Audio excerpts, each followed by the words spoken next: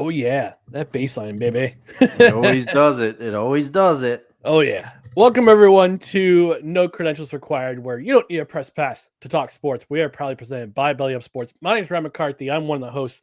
To my right is a man who is he's a lead candidate for the job at LSU after Brian Kelly's dismissal. Dustin Henry. Dustin, how are you doing tonight? I love me burnt ends as much as the next person, but I won't be eating them at a recruit's house because I guess I've been eliminated from contention. But other than that, I took it on the chin because it means I still get to do this fine show with you. So I'm doing well. How about yourself? What, you're not into Gator? I am not. It's either you or the farmer from what you call it, from Waterboy. Waterboy. Yeah, there we go. We got there. I was gonna say the Bachelor. No, not the Bachelor or Billy. I almost said Billy Madison. I'm like, no, it's not Billy Madison. Brain's all foggy tonight. I don't know why. Maybe it's the change. Maybe it's the change, and it's getting darker outside sooner, and I'm sundowning a little bit. Yeah, no, it's crazy, man. Like this is the stretch. Football is going to keep me sane during this stretch. Football for sure. It always seems to. But we're going to talk about NFL Week 8 tonight, as the title would suggest. Heroes, heartbreaks, and heavy L's in NFL Week 8. And not just out on the field, but off the field too. We're going to get that and so much more. Thanks for watching. If you're watching live on our YouTube channel or Facebook, also on the Belly Up Sports Twitter account tonight. So we're live there. We're also going to be on tomorrow. Approximately, I'm going to try aim for 12:30-ish for the Belly Up Sports YouTube channel, so you can watch in the afternoon, watch what we thought of NFL Week 8, and leave yourself in the comments. And again, live show, and you can leave your comments in the comment section. But before we do that, we just want to remind you to please go ahead, follow us on social media, on our Facebook channel, Twitter, Instagram, YouTube. Just search for No Credentials Required. You can also listen to our other podcasts and check out our written articles at bellyupsports.com. On the podcast side, hit the subscribe button on your preferred podcast platform, including Apple Podcasts, Spotify, Spreaker, Amazon Music, iHeart, TuneIn, Pandora, and our host, which is Podbean. Hit that notification bell on Twitter and on YouTube so you know when we go live, when you know we've got live, when you know when we have show clips go up, or long form videos like our reaction to Who Killed the Montreal Expos. That's starting to gain some steam. Ooh. And also for any kind of general show announcements that we have. So hit that notification bell. And also on the podcast side, rate, review, comment, leave a 5-star rating, leave a review. If you're on a platform, especially if it's on Apple Podcasts, Good Pods, or Podchaser. Also leave a comment in the comment section if you're on Spotify and on the Belly Up Sports YouTube channel tomorrow. And also, we got a comment on the comment section already.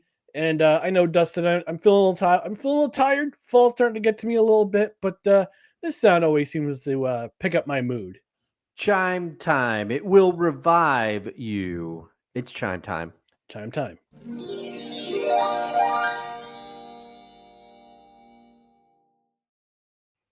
Hey, Julie from Michigan's in the comment section saying, "Hi, gentlemen." Hi, Julie.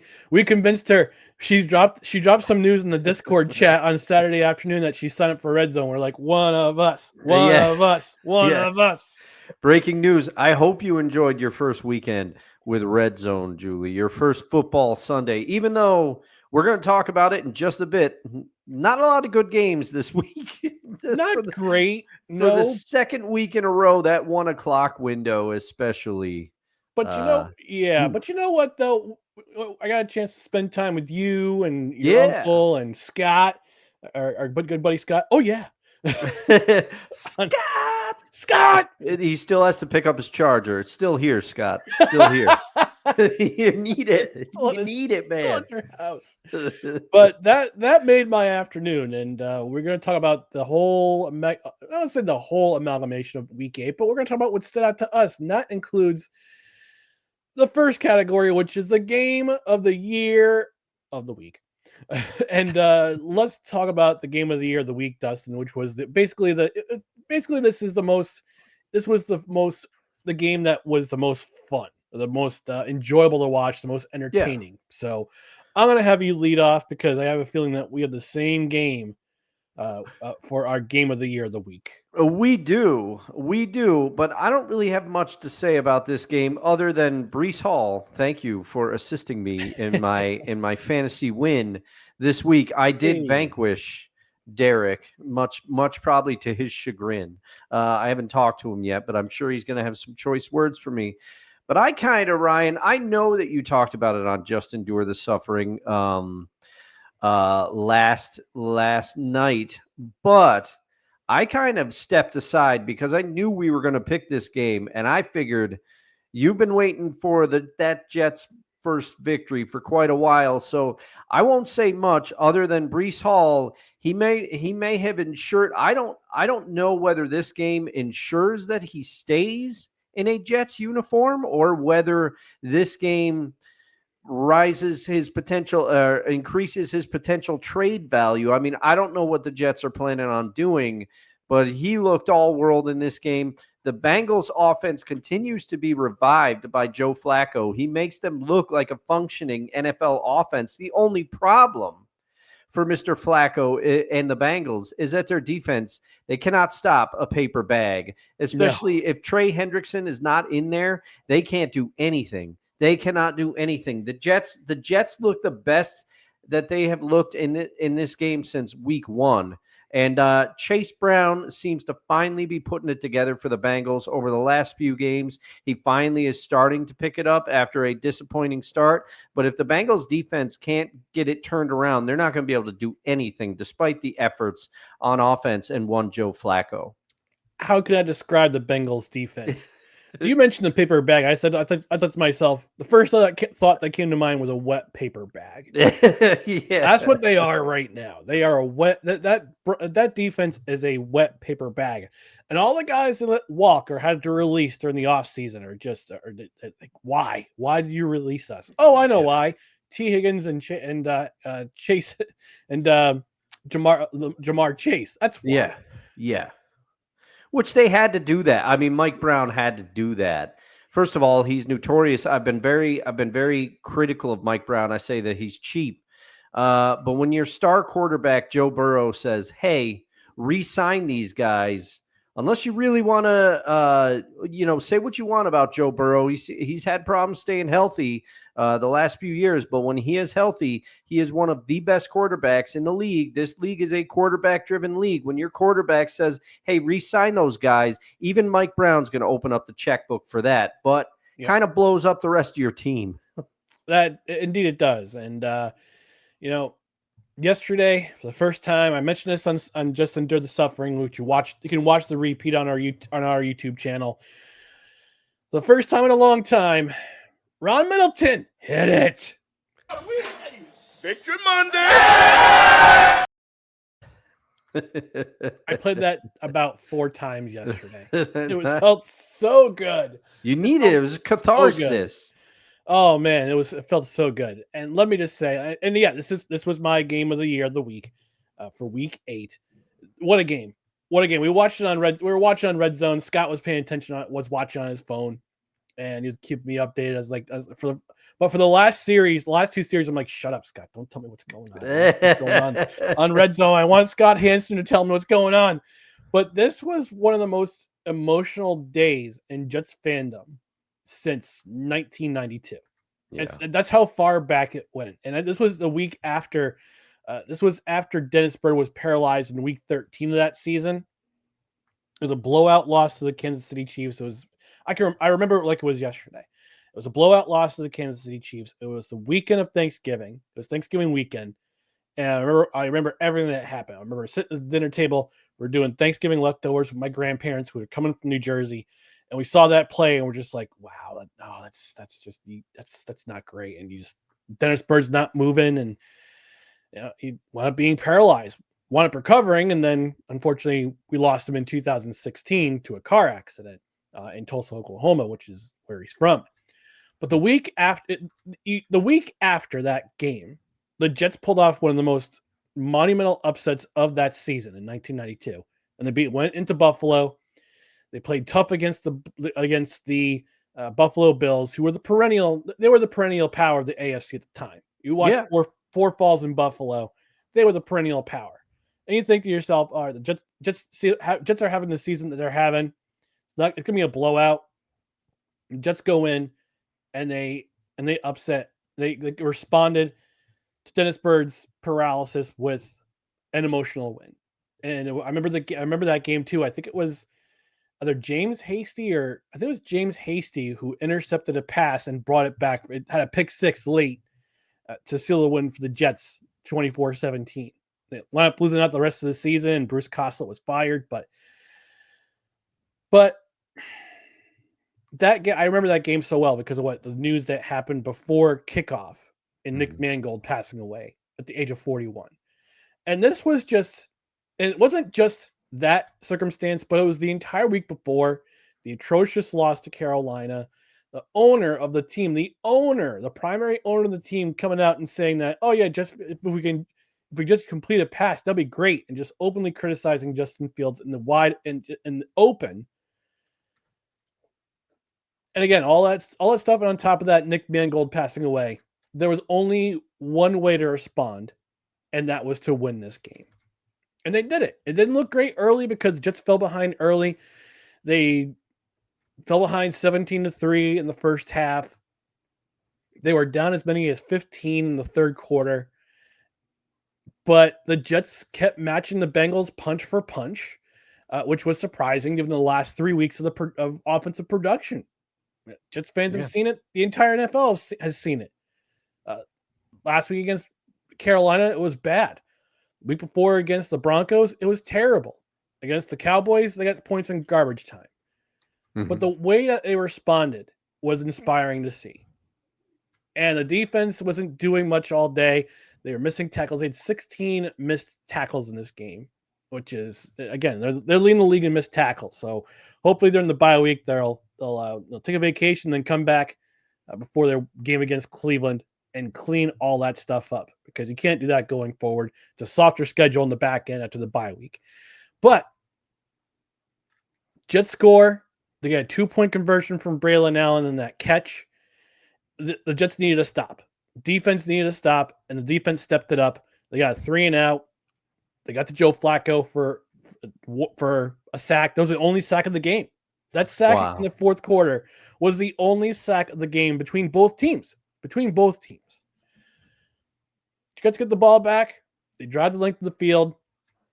And then Breece Hall on the option pass just lobs it. I mean, you see him double clutch. You see him just pump fake. And then you just kind of see him loft it up. And then Mason Taylor just absolutely mosses his defender, scores the touchdown, just kicked the extra point. Defense gets one more stop. That's the first win of the season for the New York Jets. And it was the most exciting game of the day, especially in the 1 o'clock hour. Oh, yeah. Games that looked all right, but weren't really competitive. No. Overall, this week was one of the least competitive weeks in the NFL for a league where that usually does not happen. Because even, last night's game, even the Commanders-Chiefs, it was tied 7-7 at halftime. And then all of a sudden the Chiefs just put the foot on the gas and it was over for Marcus Mariota and the Commanders. So even that game got out of hand, because I was hoping for a competitive game last night because I wanted to pick something different than you. But I couldn't. I couldn't do it. And I was just so happy, for all the things. Now, full transparency, I was trying to be a good host, so I didn't see as much football as I normally would this week. You were a very good host, by the way. I was outstanding job as usual. Oh, well, thank you.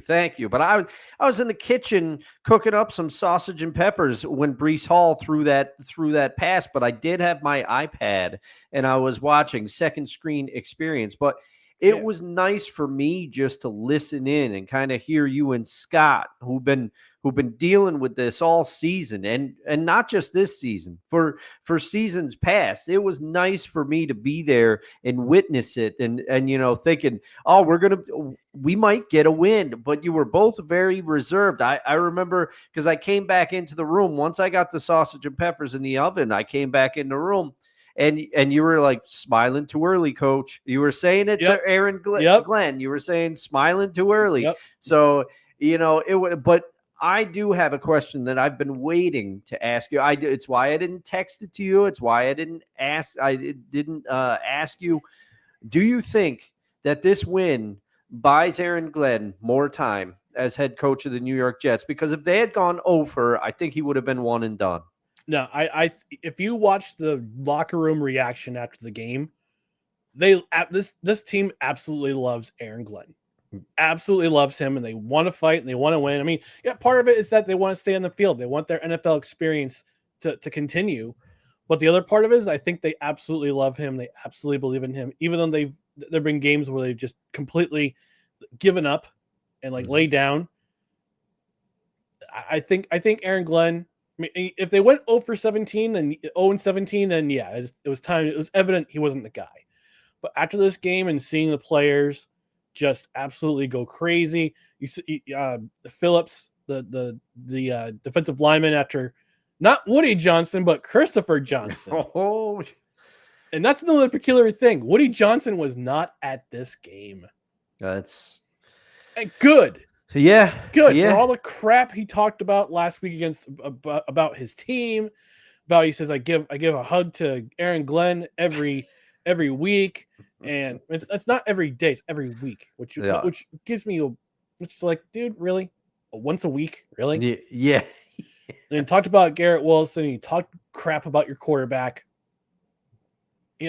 For him not to be there, it just told me, yeah, you probably didn't want to be there anyway. Yeah, you know what? Cincinnati and their weird chili.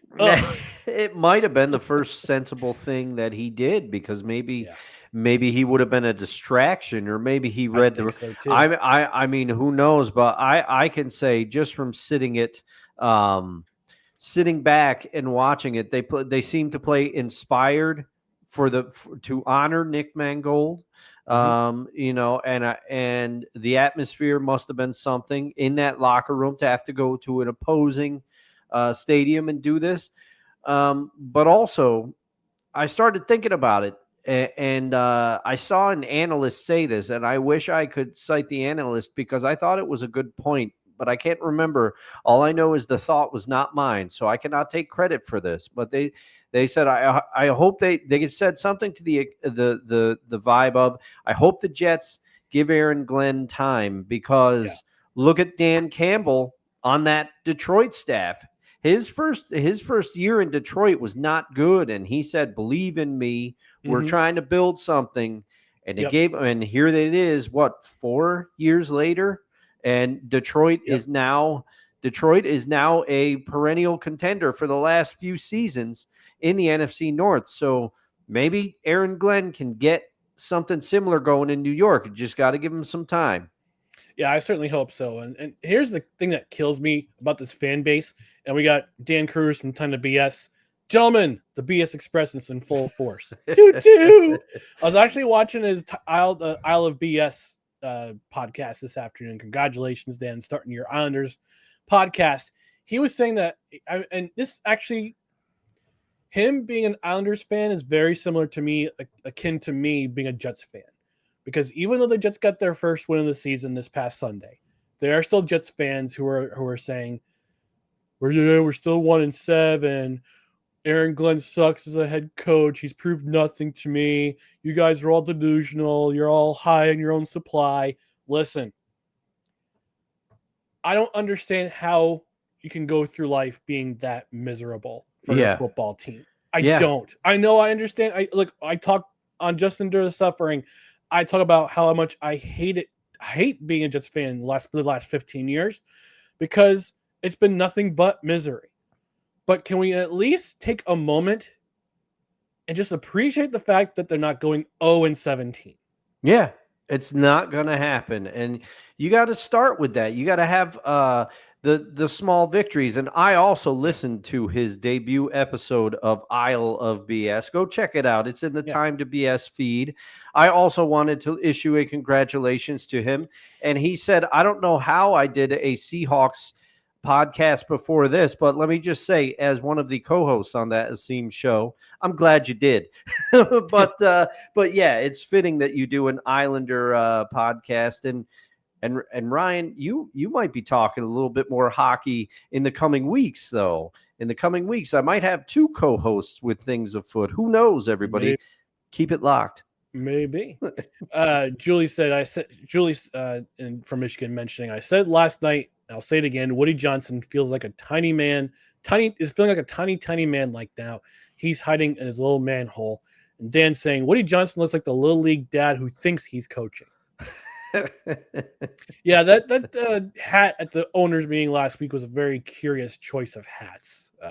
Wearing the Crystal Palace colors as opposed to the Jets colors. That tells me something. Oh, and Kevin M joining in today, saying, "What's up, gents? Just talking pigskin tonight, or dipping into the pucks on this Frozen Fun Day, or whatever ESPN is calling it. It's Frozen Frenzy.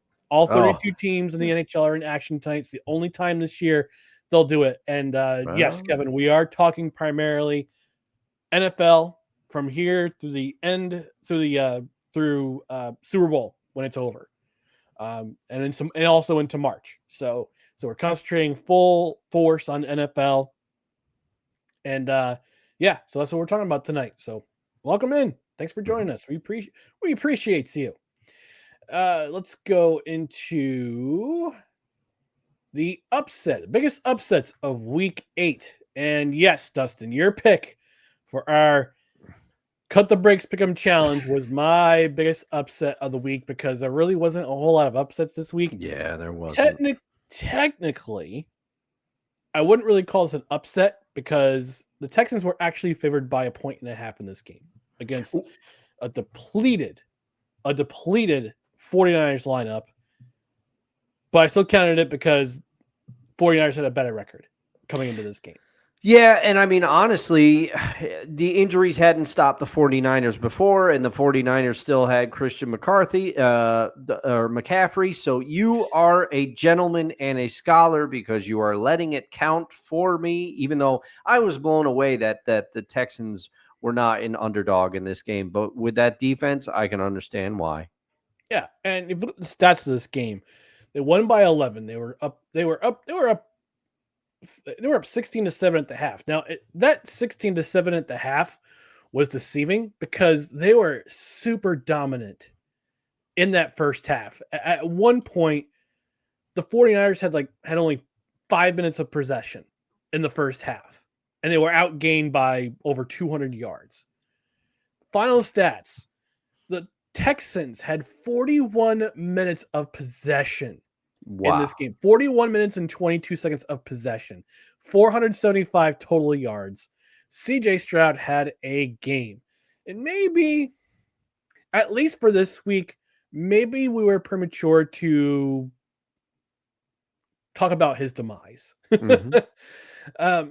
But I happen to think that as a trade deadline, I think the Texans are going to be buyers, because they definitely need wide receiver help.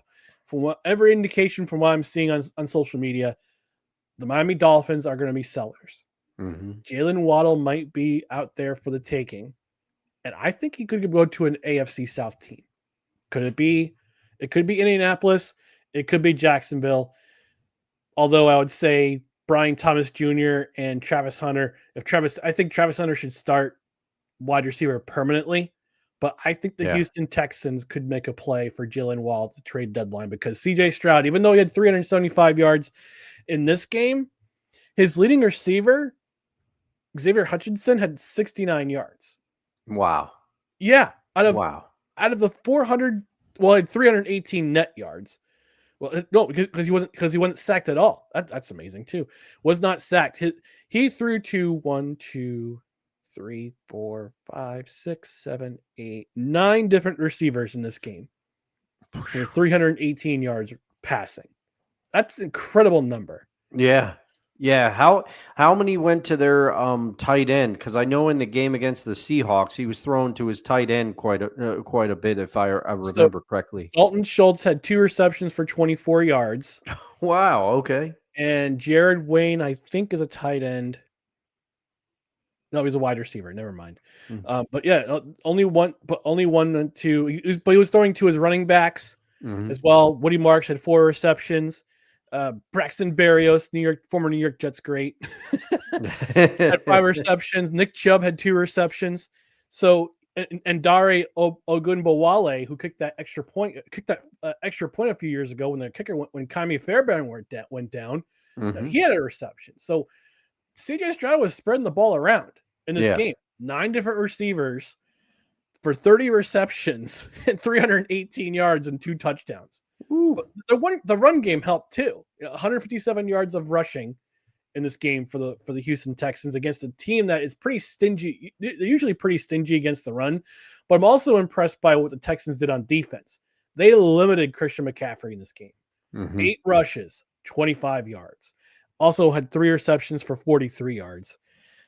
So, and on National Tight Ends Day, both George Kittle and Jared Tunges had touchdowns in this game, but the game looked closer than the actual result was. And yes, Dan, Houston's defense is for real. They're Yeah. a very good defense. They just need to figure some stuff out on offense.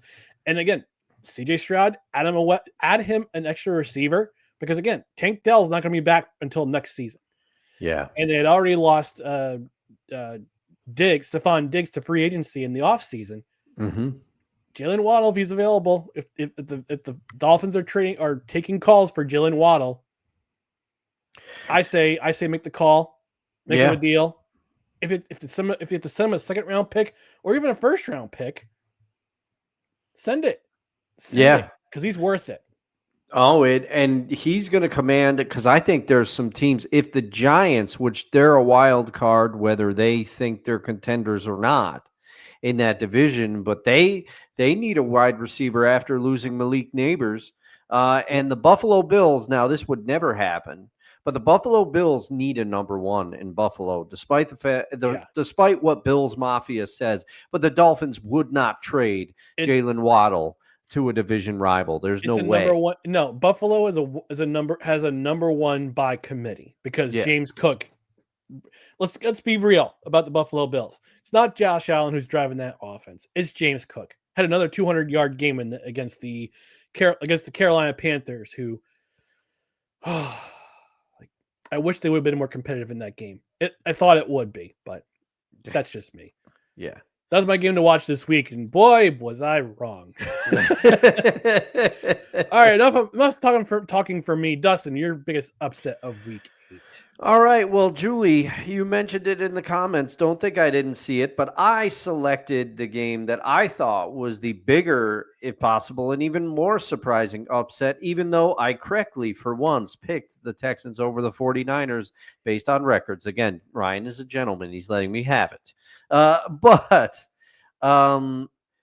this was shocking to me, okay, because the Dolphins – And Ryan, I think you might just get into this game a little bit later, and I might get it more into it. So I'm going to keep my thoughts on this brief. But the Dolphins outgained the Texans by more than 100 yards. Tua threw for 4 touchdowns. Credit to him. Hey, for as much as people want to bag on Tua and the Dolphins and the concussion issues and everything and saying he should hang it up, he threw 3 interceptions in both of his last games, and he followed that up with a 4-touchdown performance. So good on him for bouncing back. Devon Achane looks to be one of the best running backs in the NFL this year.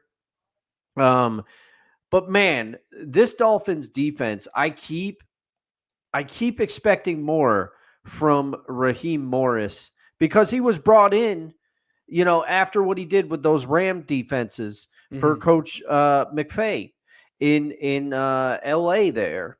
But it hasn't really panned out. Raheem Morris has not been able. Now, they were without Zach Harrison, I believe, one of their leaders on defense, one of their sack leaders, I think. But still, they had nothing to stop the Dolphins in this game. And we'll get into it, but man, the Falcons offense, you can't count on them. You can't count on them. Sorry, Morgan, man. I picked your team to win the NFC South this year because I thought this would be the year the Falcons finally put it together. But with losses like this to a Dolphins team that at time, their coach, Mike McDaniel, it's been questioned whether he's going to be fired almost every game of the season. And let's not forget, week 1, I said the Dolphins look like an NFL team that didn't even belong on the field. They look like they did not know how to play football. They were by far the worst looking team in the NFL week 1, and they've had some real stinkers. They've been in some close games as well, but I'm going to get into later in the show, that Dolphins defense is bad, and they can be had, and they shut down the Falcons. Yeah, it was this was the one of the more, I wouldn't say, it definitely was a shocking result for the Dolphins beating the Falcons, because I think it was you or me who shared that meme. It says prayers for Kevin Harlan. He's not that one. Yeah, prayers for Kevin Harlan. It's not that he's sick. It's just that he has to call the Falcons Dolphins game on Sunday. Yeah. And I was like, oh no, you shared it with me. Yes. On Facebook Messenger, and I wrote back, Kevin Harlan could make a snail race seem exciting. I love Kevin Harlan. He's one of my favorites. Yeah. But yeah, this was, this actually kind of leads into the biggest disappointment of week 8. And for me, it was the Atlanta Falcons. Because remember, 2 weeks ago, this team not only beat the Buffalo Bills, beat them handily. Yeah. On Monday night in front of a I almost said a live studio audience, but in front of the nation on ESPN on a Monday Night Football. Mm-hmm. Then last week on Sunday Night Football, had an absolute clunker against a beat up San Francisco 49ers, and Christian McCaffrey had himself a game against the Falcons, who are usually pretty steady on defense. This was a get right game for the Falcons. And what did they do? No pun intended, laid a giant egg. And I've said in the past, I said 2 weeks ago that Jeff Ulbrich, his defense is our kryptonite to Josh Allen. Well, guess who's kryptonite to Jeff Ulbrich's defenses? The Miami Dolphins. Oh, man. And they proved it. They showed it in this game. And this was at home at Mercedes-Benz Stadium, which from the exterior and from the interior looks like a lovely stadium. But Tua Tagovailoa had only 5 incompletions in this game. This was supposed to be a team that was supposed to get after the quarterback. They're supposed to cause turnovers, and they did absolutely bupkis. Tua only had 5 incompletions in this game. He had almost as many touchdowns as incompletions. Had 4 passing touchdowns and 5 incompletions. Kirk Cousins, he ain't it. No. Sorry, Kirk. Sorry, Kirk. Now. It's over. It's over, Johnny. He did not look. He looked every bit as old as you think he would have in that backfield. He did look better than Andy Dalton, to be fair. To be fair, yes, he did look better than Andy Dalton against the Buffalo Bills again in Carolina. And I think I might have jumped the gun early a couple weeks ago when I said Bijan Robinson looked like an MVP candidate. He's fallen off the map. 2 bad performances in a row. 25 yards on 9 carries against a Dolphins defense that had given up 200 yards to the Jets on Monday night 3 weeks ago. It was 213 yards total for the Falcons in this game. They had no, and they didn't even touch, the defense didn't even touch Tua in this game. No sacks at all. Their offense played uninspired. The defense in 37, almost 38 minutes of possession for the Miami Dolphins in this game. It was not a great performance for the Falcons, and Hercules, take it away. Disappointed! Got some comments in the comment. I'll let you go. I'll let you have your thoughts in a moment. But it's just address some comments in the comment section because people have made some really good points. Dan is saying you're going to see a lot of moves come trade deadline day. Multiple first rounders could be moved. Yeah, for the right price. You can see multiple first rounders being moved in next year's draft, or maybe even 2027. Yeah. Julie's saying Tua looked good, and I was bummed that I dropped him in fantasy football. That's how it goes usually.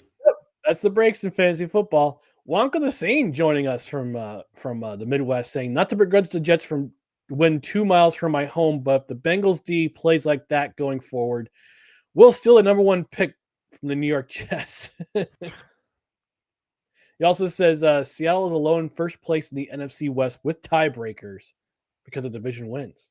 Thanks to San Francisco's loss. And Dan once again calling the 49ers the San Francisco 40 frauds. He loves to do that. I think I hear a snowman coming up to the door eventually. But what's your biggest disappointment of Week 8 there, Dustin? Well, I said that we would have a lot of overlapping themes in this show. And first off, it seems that the no credentials jinx is alive and well because not only did you say that Bijan Robinson looked like an MVP candidate, Ryan, but I co-signed it with you. And as I said, additionally, I picked the Falcons to win the NFC South twice because we did a preview show on Seahawks Sessions where we just picked division winners.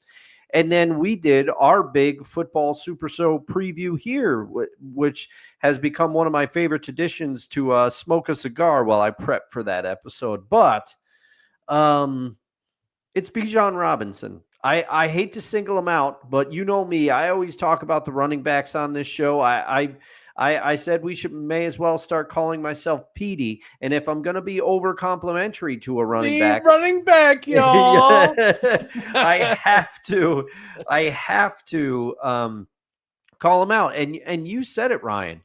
You said it.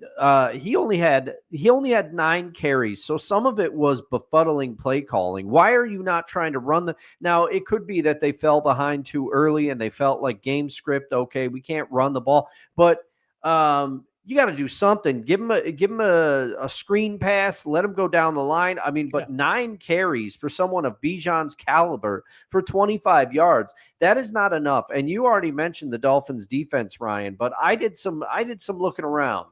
The Dolphins defense, 8 games into the season. Okay. This is their with this clunker of a game by Bijan in there already. This has already been factored into this total per StatMuse. Thank you for that to them. So 8 games into the season, the Dolphins are giving up 98 rush yards per game. Again, that is with this 25-yard performance by Bijan factored in. They're basically an automatic 100 yards per game against a running back. And you, Bijan Robinson, considered by some to be one of the best running backs in the NFL, couldn't get it going against a Dolphins defense that's basically giving up 100 rushing yards per game. Come on, man. Should I play it? Yeah. Bijan Robinson, Dustin is Disappointed! crazy. I love that. Yeah, and Julie's saying that the Dolphins defense sacked Kirk Cousins. If I recall, they were very out of sync. Yep. Only 1 sack for the Dolphins, and I stand corrected with Tua. He was sacked once for 8 yards, but still. And one more correction: he had 6 incompletions. He was 20 of 26. Okay. I'm old, but still, I mean, Kirk Cousins. Slightly in his defense, it was his first start since December of 2024, I think. But still, Kirk, you're a veteran NFL quarterback. You got to be better than that. You got to be ready for that. Yep. And I think the ride is over for one Kirk Cousins. Kirk two chains. He's done. Kirk 2 Chainz Cousins. All right, we're gonna take our network mandated commercial break.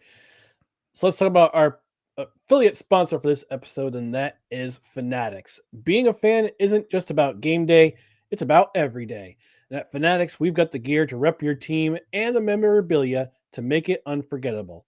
From jerseys to limited edition collectibles, from the stands to your shelf, it's all here. Fan gear, fan moments, Fanatics. You can help our humble podcast by clicking the link in the podcast description on Facebook and on the YouTube description because we get a little bit back for every order. And we'd like to thank Fanatics for being an affiliate sponsor for this episode. And again, Dustin, you know, we talked about this on Sunday. You're gonna have to get me eventually. Got to get me a Nick Mangold jersey. Mm-hmm.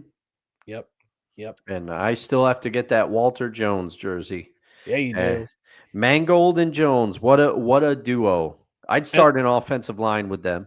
And I got one more offensive lineman you're going to definitely put on your list in my favorite number 78s. So yeah, Fanatics, use our link in the description. Helps us out a little bit. We get a little bit back from every sale, and it just lets them know that you listen to this podcast and you're ordering from them, and they show their appreciation for us. So thank you, Fanatics, for being an affiliate sponsor.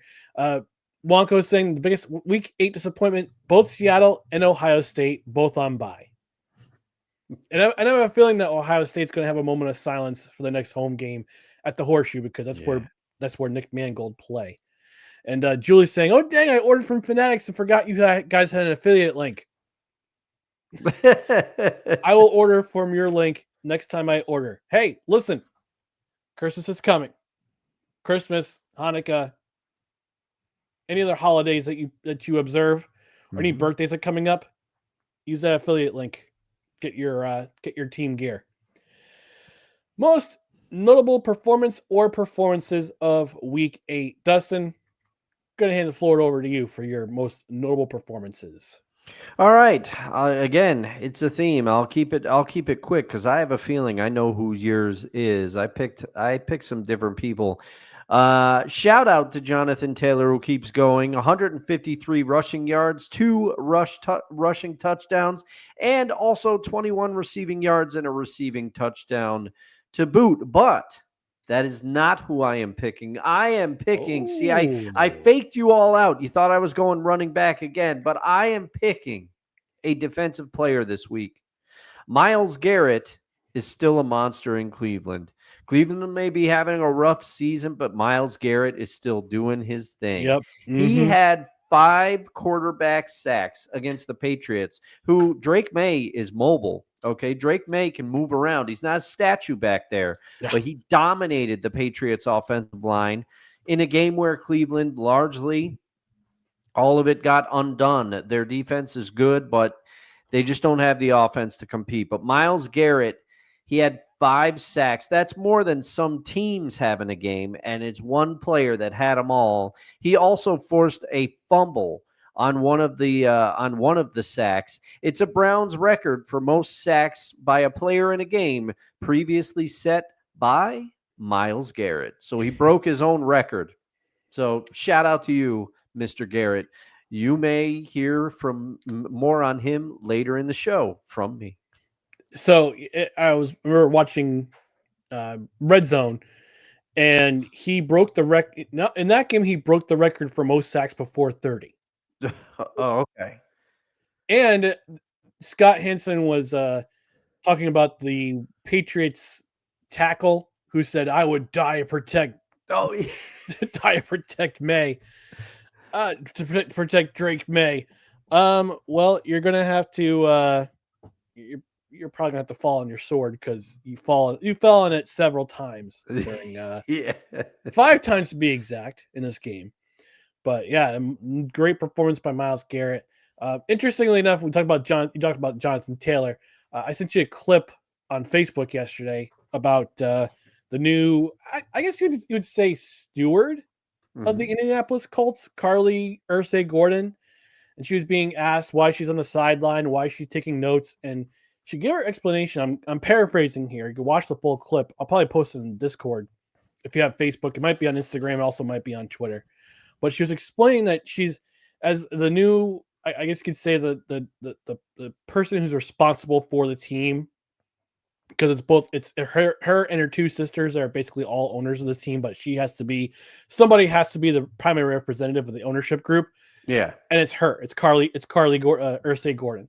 And she was explaining everything. She's just saying, I just want to get used to the nuances of the game. I want to figure out, I want to see what's going on. I want to see patterns. I want to see, all right, what could we improve on this?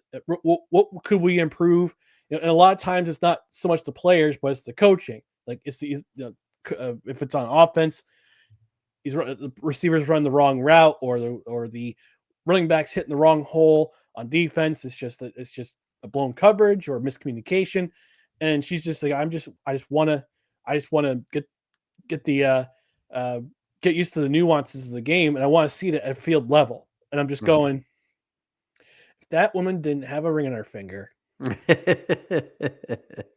I would have asked her to marry her on the spot. Yeah. No, she said, because you sent me the clip, I watched the clip, and she said, I would encourage anybody who has to make. She said a football team is something to the effect of a football team is a very complex organism, and I would, and the way it runs, and I want to understand it. And she said, I would encourage anybody who has to make a multi-million-dollar decisions, to do the same thing that I'm doing. And for the most part, I agree, because it seems like she's just kind of hang around because she wants to know what's going on with her own team. Mm-hmm. And you can't blame an owner for that. I think that's the way it should be. But my response to you was, this is a good thing, but if she goes too much further, it's going to go too far to the other side of the spectrum, and she's going to become Jerry Jones. You don't want that. No, you don't want that. No, you don't want that. I think right now she's cognizant enough in her ownership that she's going to let the football people do the football decisions. Yeah. She's just there to make sure that things get taken care of, and she'll add her input here and there, but she won't go full Jerry Jones, as you said. Yeah. or Mark Davis or Woody Johnson or yeah. I mean, even Mr. Mara, for the Giants, it was clear when we watched the Hard Knocks. He didn't want to let Saquon go, but he let Schoen do what he hired him to do. But I mean, I bet you he's not happy about it. But to his credit, he gave his input, but he didn't meddle in what they were doing and what they were building. And as Julie says, you never go full Jerry Jones. Now I have a problem with Here that. we go. I wasn't ready. I didn't get into it. I had to put you on the spot. Yeah. All right, let's break out the button for the first time for me in a bit. Actually, no, for the first time in a couple. I think it is. Yeah, the first time in a couple weeks. Yeah. Homer alert! That's right, folks. My most notable performance is Breece Hall. I talked about this last night and just endured the suffering. Again, it's in our archive on the belly up on the YouTube side, and on Facebook and my personal Twitter account. But these stats were incredible. He had an incredible day. And here's the thing: with Garrett Wilson, your primary receiver, your primary offensive target out, somebody had to step it up. Yeah, it was Breece Hall, and for the first 7. I'd say since week 1, like you just see him on the side. I noticed on the sidelines, he was unhappy. There's an unhappy character. I don't think he had a touchdown before this game. I don't think he had a touchdown at all. Wow. Before this game. That's how, I wouldn't say he's fallen off the map, but his season has been disappointing. He had a standout performance against the Dolphins, but they didn't win that game. Had a standout performance against the Steelers. Didn't win that game. This game was the Breece Hall game. It was the game. 18 carries for 133 yards, 2 rushing touchdowns. 1-for-1 passing, 4 yards and a game-winning touchdown to Mason Taylor. Also had, I think it was 3 receptions or two receptions for a handful of yards. I'll double check. I have it in my notes for last night's Justin to the Suffering. I can look it up now. Hang on. We have the technology. 2 receptions, 14 yards, but one of them went for an 11-yard gain. And I'm going to be full homer on this. And I got to say, Darren Muji, GM of the New York Jets, please, please, please do not trade Breece Hall. Please do not. He's too important to this offense. And I would be willing enough to say, get this man an extension. Put him there with Jonathan Taylor. Put him there with some of the Alvin Kamara, some of these other running backs, who carry the load on offense like he did the other day. And I think I posted in our Discord about, yes, I did post it. Since 2000, the New York Jets posted this in their Twitter account yesterday. Since 2000, there have been 2 non-quarterbacks to throw game-winning touchdown passes in the final 2 minutes of the fourth quarter or overtime. New York Jets great, Curtis Martin, and prospective New York Jets great, Breece Hall. There's a lot of things that lined up in a weird way this weekend for the New York Jets, and that's one of them. I mean, on a weekend where unfortunately Nick Mangold passes away, and I'm 42 years old, and he's a year younger than me. So I mean, I didn't have the personal I wouldn't say relationship with Mangold, but I think you know what I'm trying to say. I didn't have the investment with Mangold that you did, but I still remember watching him play, and I knew how great he was. And it's still weird to speak of him in the past tense for sure. Yeah, it is. It's going to take a while, that's for sure. But Breece Hall, great performance, inspiring performance. Julie saying, "You go, Ryan. You be full homer." And I love this for you. Yes, I love it too, because we're not going 0-17. I'm going to play this again. Ron Middleton, what was yesterday? Victory Monday! Yay! And I looked it up, Ryan. I'm sure you knew this, but for those who did not, Breece Hall, 24 years old. So you could sign him to a nice extension till he's about 28, 29, and give him 4 years. Friend decision. Yeah, give him 4 more years. 4 more years. 4 more years. All right, our biggest individual takeaways from week 8. And I'm going to start because I talked about this on yesterday's Just Endure the Suffering. I'm going to talk about it again on the OG show because I think this is a very important. And I got to say, I learned a lot about Justin Fields this week. We football fans, we've clowned him in the past because he's been so damn streaky. After a week where he was pulled by his head coach after a terrible first half at home against Carolina, then the owner of his team openly criticized him at the fall owners meeting. And then we come to find out we're not even sure who's going to be starting on Sunday.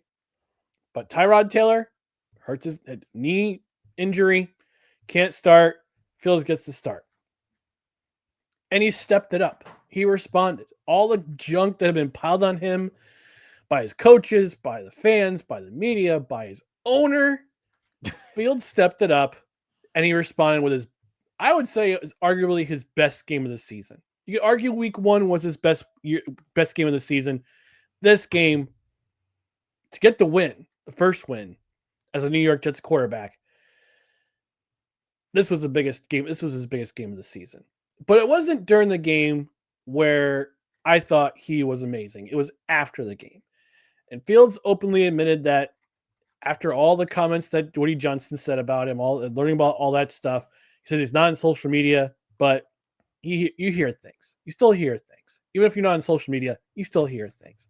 Mm-hmm. And he admitted that he sat on the floor of his closet and he wept because of the tribulation he had been going through this season. And for those of you who don't know, and I had to look this up, Justin Fields has a history of anxiety.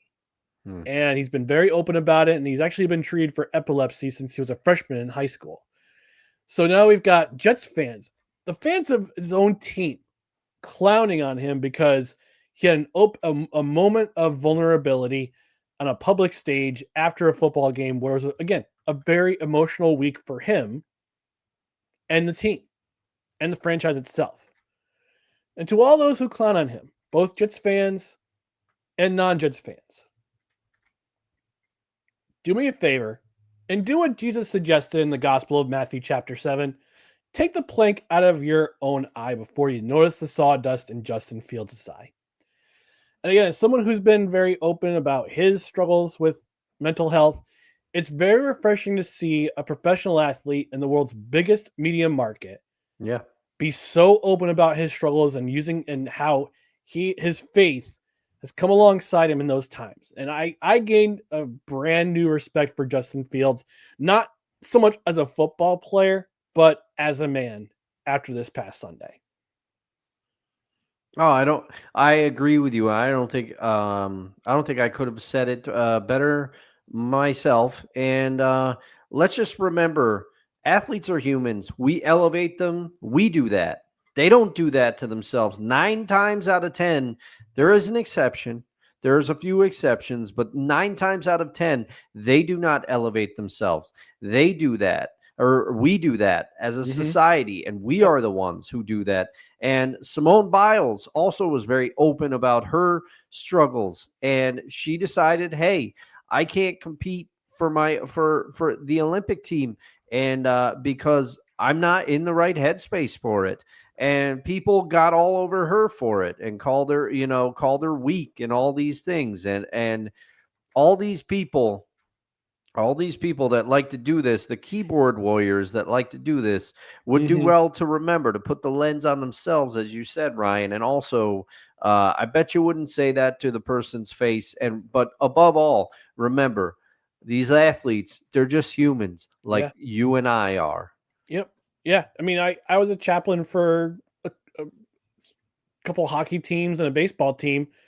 And like you said, Dustin, we put them on these pedestals and we expect them to do what we hope they do. When they don't, we rip them to shreds. And they just want to be treated like a regular person. Off the field, they just want to be treated like a regular human being. And plus, I would not dare say that to Justin Fields' face because he's 6'3" and 227 pounds. So anybody who does that behind a key, hidden behind a keyboard, hidden behind an avatar online, you're a coward. I gotta say it. You are a straight up coward. And to think of yourself more highly than a professional athlete being open about his struggles, come on, man. Take a step back, take a seat, touch some grass, do something purposeful, and just shut up and let him be human. Let him be human. Yeah. All right. So that's my biggest individual takeaway from week 8. Dustin, what's yours? My take is less deep, but it's what I came up with because it stuck out. It stuck out to me this week. I said I would talk more about Myles Garrett in later in the show. Here we are. Yep. My take is money or winning. Sometimes you have to choose one. Myles Garrett this week showed very visible frustration on the sidelines after the Browns lost to the Patriots. He sat alone at the end of the bench. He repeatedly, smashed his helmet on the bench. If you want to see the clips, they're on Twitter, they're on social media. You can find them. But more of what stuck out to me is he said, when asked after the game, he said, losing, when asked, it says, doesn't get any easier. And then he was asked, despite the loss today, do you have anything to say about your 5-sack performance? And he said, I'd throw away the performance in a game for the chance at a win. He didn't even say, if I remember correctly, he didn't even say a win. He just said a chance at a win. But he may have said a win as well. I can't exactly remember. I should have looked up the quote, but that's on me. This is a live show. You're paraphrasing. It's okay. You're paraphrasing. It's all right. But before, it's tough. It's tough because Myles Garrett, I can understand he's frustrated. It's in the heat of the moment. It's after a loss, and it is after seasons of losing in Cleveland. But the thing is, if you remember, he chose to take the extension.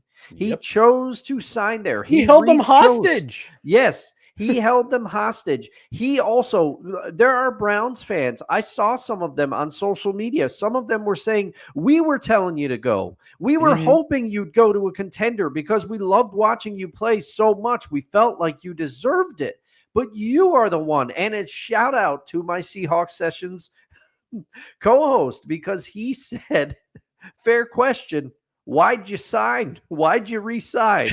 And so, but it is, I can't fault. I'm not going to sit here and fault Myles Garrett for taking the money. He has a chance to set up generations of his family, not just his immediate family and himself. It's generations. The Garrett family is going to be fine because of money that he made. He will set up his grandkids and their kids. And I'm not going to fault somebody for doing that. If somebody gave me that offer, if I was that good at anything, if a podcasting network of huge repute came to me and said, hey, man, we like what you do. We're going to offer you a ton of money. You best believe I'm taking that money. Yep. But you can't have it both ways sometimes. When you stay with an organization like the Cleveland Browns, when you had the option to leave and you negotiated for more money, you could be on a contender right now. And you know how the front office operates. You know you've had years under ownership. You know how this owner is. You know what time it is there. And you stayed. Yep. Sucks to suck. Typical Browns being Brown.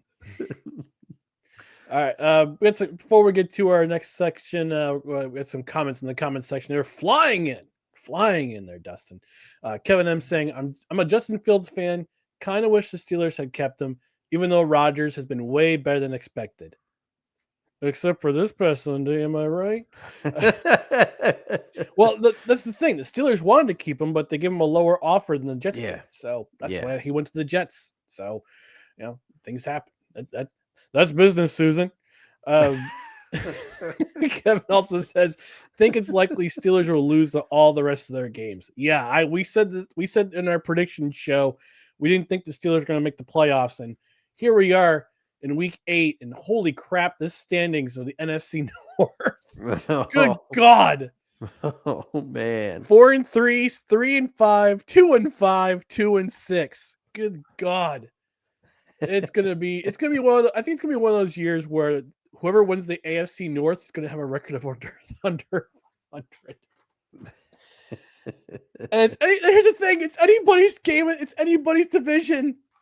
Cleveland's only 3.5 games back.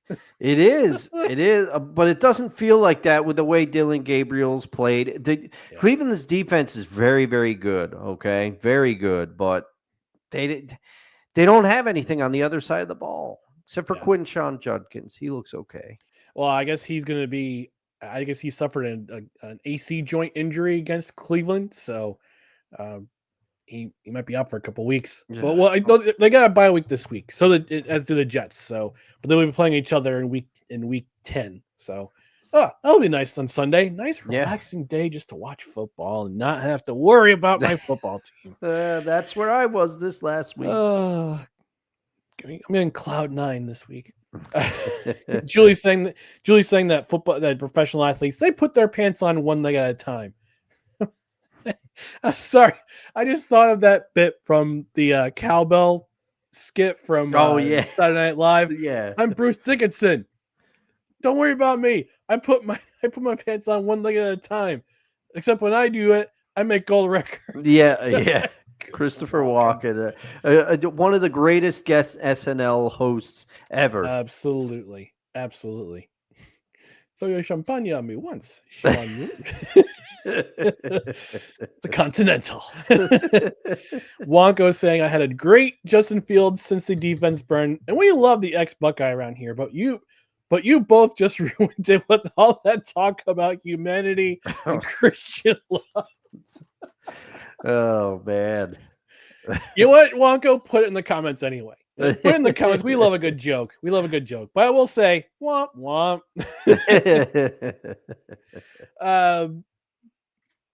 Your Seahawks Sessions co-host saying trade Garrett to a certain team in Seattle.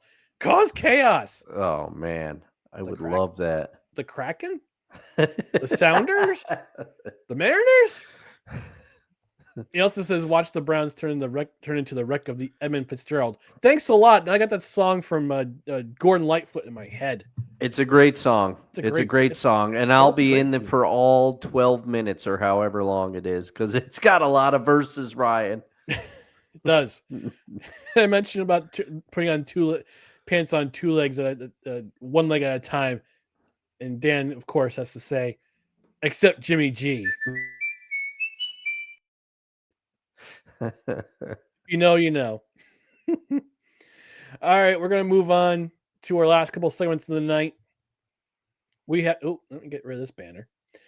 We have to reveal, we have to give it the results of this week's Cut the Breaks Pick'em Challenge. Because I cut the brakes! Wild card, bitches! Yeah! What? And here are those results. I picked the Colts, the Steelers, and the Bears. Steelers and Bears, you're both dead to me. My Colts pick worked out in spades. However, Dustin got the clean sweep, and he earns the bonus point with the Buccaneers, Chiefs, and Texans winning. He got 4 points. So right now, as it stands, he's now only down by 1. Oh, man, I'm closing the gap. Closing the gap. And I said, I said you kept doubting yourself, man. You kept saying, "Oh, Ryan's gonna win. We're gonna run away with this. Ryan's gonna be the one who's gonna be getting the merchandise from Royal Retros at the end of the season." I'm like, no, it could be. Look, that upset pick, the wild card. It could be the difference between some free merchandise and having to buy that merchandise. yeah. I mean, the stakes are high. I mean, I think you got this one, but I'm gonna fight, man. I'm gonna fight. What's the one thing that Mike Tomlin said a few years ago when the Steelers started out? That he had that press conference and he said he was going to unleash. I'll censor it. Things from the nether realm, the things from Hades. He was saying. Oh man. Yeah, so it's currently 16-15 after 8 weeks. We missed week 6 because Dustin was away, which is fine. But that's on me. I forgot to send my picks to Ryan. I was on vacation in the mountains, and I seriously took a vacation. You had no cell service in the mountains, so don't worry about it. But yeah, we're 16-15. I lead by 1. We'll reveal our picks for week 9 coming up on Saturday. But we want to thank Royal Retros for being the presenting sponsor of the Cut the Breaks Pick'em Challenge. Royal Retros, the king of throwbacks. Save 15% off your order with the promo code CREDHEAD at checkout. And every order, regardless of whether you use the promo code or not, we prefer that you did. $100, every order over $100, you get free shipping. So thank you, Royal Retros, for being a great affiliate sponsor for this particular contest that both of us are doing. And you know what? Now that I know how to do raffles, I'm going to have to do a raffle from Royal Retros or from Fanatics sometime before the Christmas season. So a holiday raffle. Holiday raffle. Yeah, that's a cool idea. I like that. Nasty Christmas. That'll be the Nasty Christmas giveaway. That's been this week's results for the Cut the Breaks Pick'em Challenge. Because I cut the brakes! Wild card, bitches! Yeah! What? All right. I love that. Still gets me. All right, we're going to reveal our favorite athletes to wear the number 78. Dustin, who is your favorite athlete? to wear the number 78. All right. Well, this is going to be sacrilege to a lot of Buffalo Bill fans, but I remember this person mostly from the Redskins when he was signed late in his career to play. Hey. I remember late in his career with the Buffalo Bills. I was following football then as well. I am picking somebody that once had Dennis Hopper in a shoe commercial for him. I remember the commercial too. Bruce Smith, the defensive end for the Bills. He's a Hall of Famer. He's an 11-time Pro Bowler. He's an 8-time All-Pro. He's got 200 career sacks. He's on the 1980s and 1990s Hall of Fame team. And he averaged 12, if you average out his numbers over the time that he played, he averaged 12.2 sacks a season. He was one of the best at getting, he had so many moves that he could get around offensive linemen with, and he was just a terror. And you can ask a lot of quarterbacks, you know, who's the end they feared the most. A lot of their answers are going to be Bruce Smith. And he really didn't, if you watch the Four Falls of Buffalo or the Football Life that was done on him as well, I think he mentions this.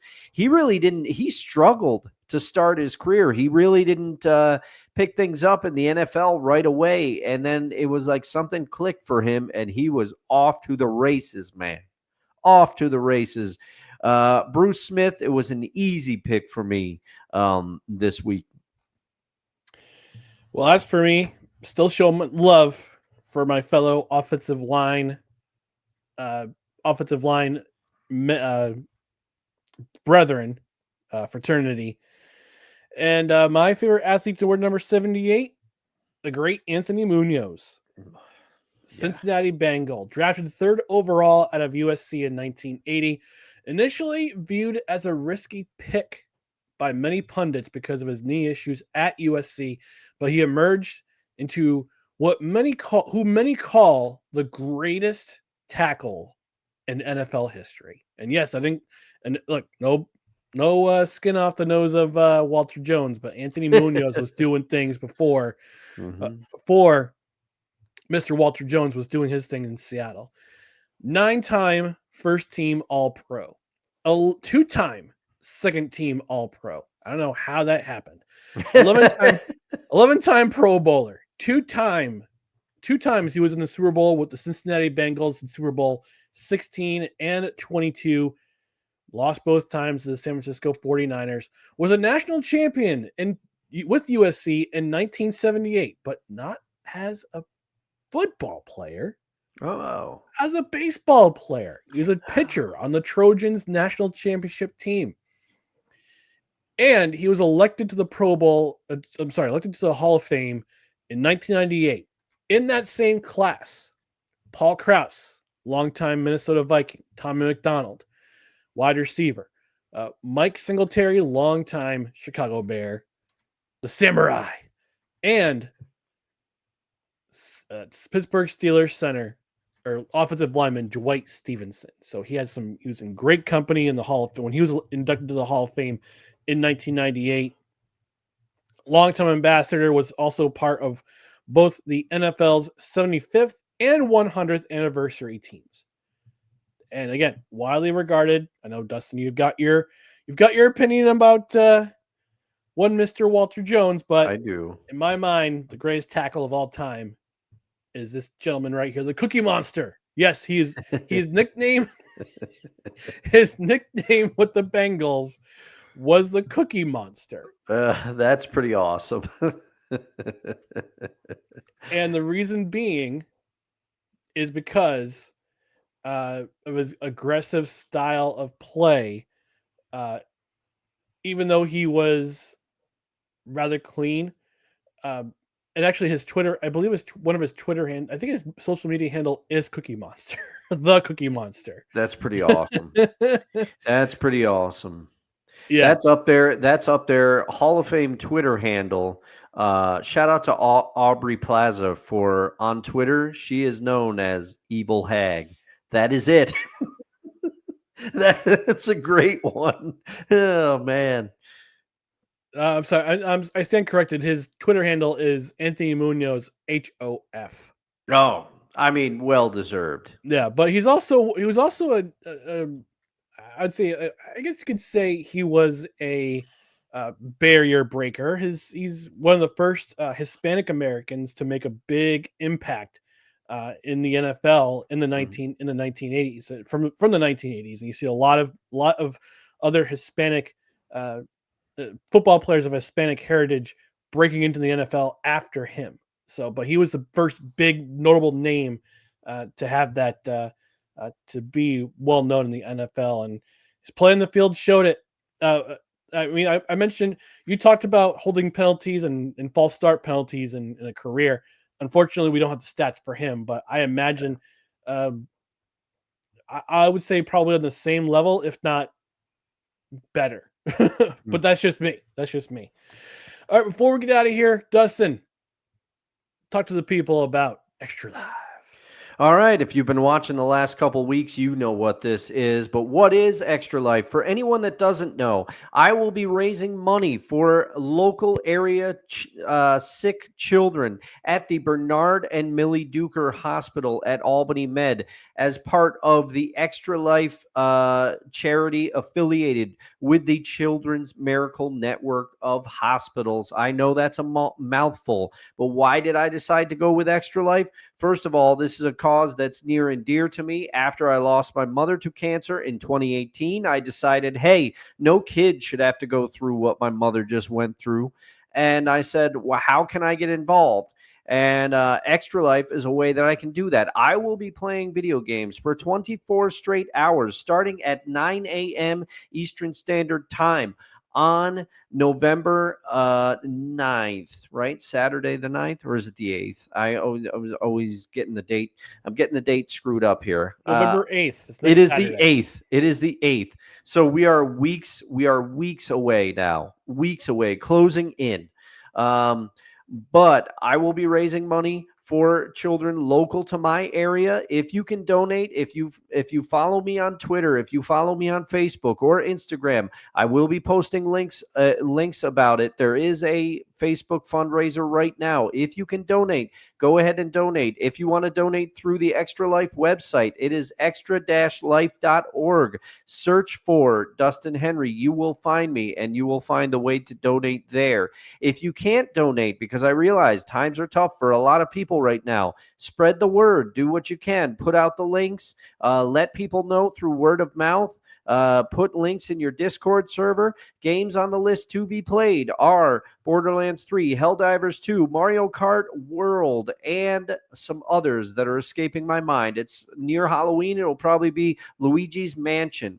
But yes, join me if you can. Again, 9 a.m. Eastern Standard Time. Why is it important? Extra Life as a charity does not take any of your donation. Your donation is tax deductible, and most importantly, 100% of it goes to the families and children that need it, the families of the sick children and the sick children themselves. Again, I am raising money for the Bernard and Millie Duker Children's Party or Children's Hospital at Albany Med. Man, I can't talk anymore. Hope to see you there.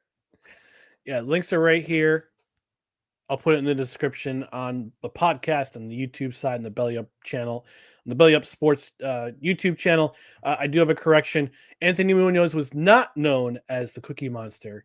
His teammate in college, Jack Campbell, was known as the Cookie Monster. Oh, man. I wish he was the Cookie Monster. Yeah, that would be great. That would be great. Oh, man. All right. A couple comments before we get out of here. Wonko saying that he keeps forgetting to have a cut the breaks take. If memory serves, we're losing worse than I was last week. I believe that's either your brother-in-law or your niece, step niece, checking in saying late to the party, but I love the new intro. Hey, look what I got.